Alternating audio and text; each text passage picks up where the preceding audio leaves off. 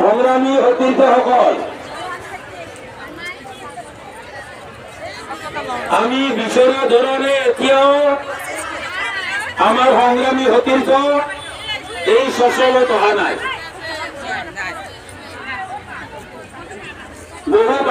কেইবাগৰাকীও বান্ধৱীয়ে ফোন কৰিছে, তেওঁলোকে ট্ৰেফিক জামত ফাঁচি আছে।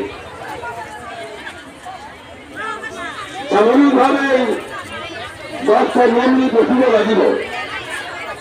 গতিকে বাহিৰতে থাকক বা ভিতৰতে থাকক, কোনো গুচি নাযাব, আৰু উপায় নাই। উপায় নাই, কাৰণ আমাৰ জাগা নাই। এতিয়া প্ৰশাসনে আমাক ব্যৱস্থা কৰিব, আমাৰ গতি নাই এতিয়া। প্ৰশাসনে ব্যৱস্থা কৰিব আৰু আমাৰ মানুহে শৃংখলাবদ্ধ থাকিব।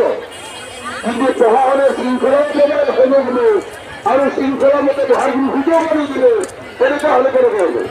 গতিকে আমাৰ বান্ধৱী বাহিৰতে থাকিলে, ভিতৰতে থাকিব পাৰে, কিন্তু আমি যেতিয়ালৈকে যেতিয়ালৈকে ঘোষণা নকৰোঁ, তেতিয়ালৈকে যাতে কোনো বাহিৰৰ কোনো গুচি নাযায়। এজনীয়ে সংগ্ৰামী সতীৰ্থ গুচি নাযাব। এটা প্ৰচাৰ অপপ্ৰচাৰে আমাৰ বান্ধৱীসকলৰ ভিতৰত কাম কৰি আছে। আমি ইতিমধ্যে কেইবাগৰাকীয়ে মোৰ ভনীয়ে আহি মোৰ কাণে কাণে কৈছে, এটা অপপ্ৰচাৰ চলিছে যে তহঁতে যিমানেই চিঞৰ নাকাৰকো এক পেছাই নিজে তহঁতে মিছামিছি আন্দোলন কৰি একো লাভ নাই। এই প্ৰচাৰবিলাক কৰিছে। ইমান দিন বহিলি একো নহল, আৰু ভৱিষ্যতে কোনোদিনে একো নহয়। মিছামিছি তাতে বহি আছ, মিছামিছি আন্দোলনত তহঁতক মাতি আছে, তহঁতে নাযাবি। অৰ্থাৎ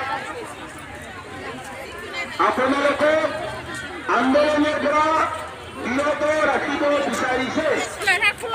এতিয়া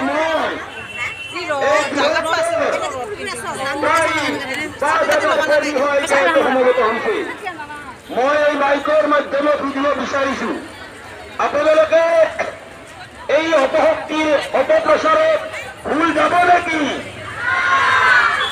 আপোনালোকে আন্দোলন কি বাদ দিব নেকি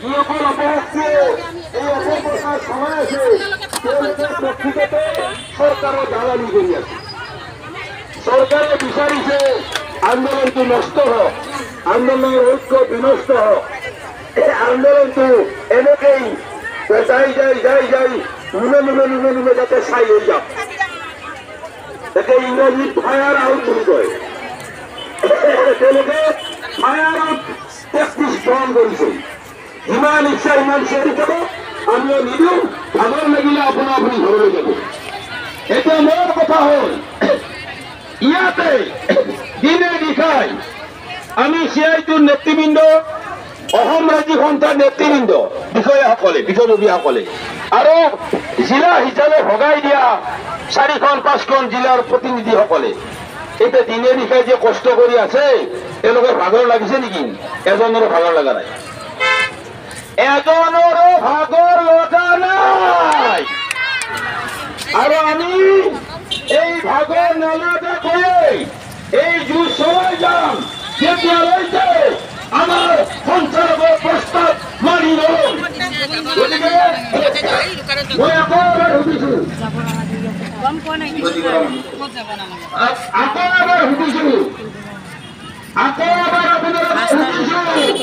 আপোনালোকে দাবী আদায় নোহোৱাকৈ ইয়াৰ পৰা যাব নেকি যাব নালাগে নাযাব বাইদেউ কোনোবা আছে নেকি নাযাব